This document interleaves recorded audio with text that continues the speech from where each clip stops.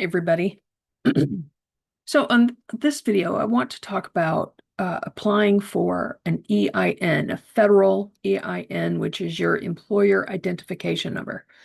Now, there are some reasons why you may not want to do this. There are some reasons why you will have to do this. Okay.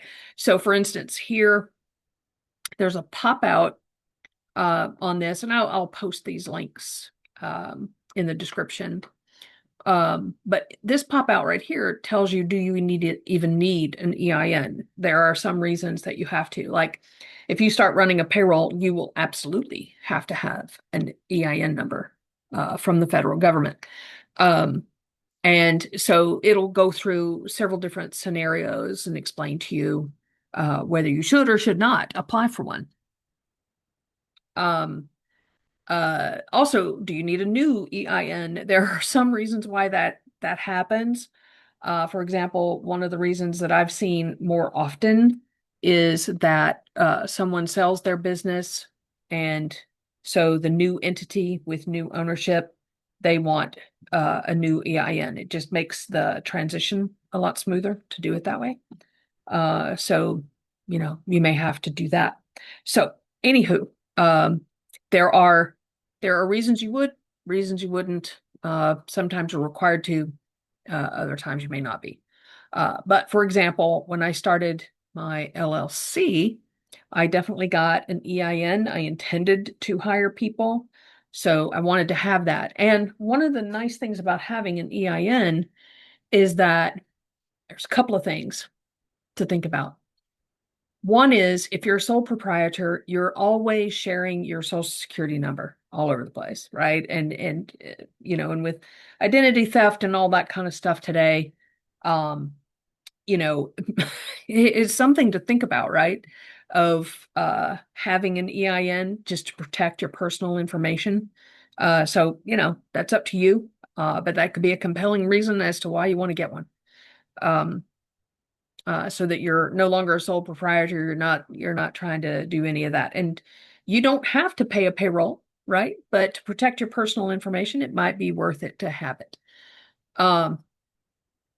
And so that's one of the things to think about. Plus, if you are a business and you want to have a business bank account, a lot of banks will require you to have an EIN in order to have a business bank account. Now, it doesn't mean you can't have a bank account that's solely for your business and it's associated with your social security number, all that. And in fact, regardless, you need to have a separate bank account anyway. But like, for example, I bank with a credit union, and that credit union has personal accounts and a platform just for personal accounts. And then it has a platform for business. And this is the same for, I think Chase does it this way. I believe Bank of America does it this way. There are a lot of different banks that do it like this. Okay. So you very much may need one. Now, down towards the bottom of this page is a begin application now. So I just wanted to I'm not going to walk through this, but just to kind of show you what it looks like. So anyway, you're filling out all this information and what type of legal, entity are you? And see right here, it gives you the option of doing it as a sole proprietor. So again, to protect your social security number, it might not hurt. Okay, so you'd provide all this information at the end. It's going to tell you that your EIN will arrive in the mail. I think it even gives it to you on the screen, so you can take a screenshot of that. But you'll also get it in snail mail and all that. So far, right now, this doesn't cost anything to get this done, so you can do it that way too. There is also a PDF form you can fill out that has all this information on it. I'll also put the link to that in the description, just so you can see it. It looks like this, the form SS-4. Put that in the mail and you'll get your EIN back. And so this is a fairly straightforward process, and I've given you a couple of things to think about, but it doesn't hurt to read through the information about why would you want to get an EIN, and read through when you have to, and the options to think about, like, for instance, making sure that you're protecting personal information. And again, if you need help with something like this, my company can help do this sort of thing.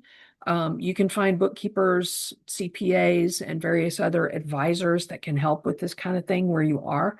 But we can also help with that. Okay. And again, this is important.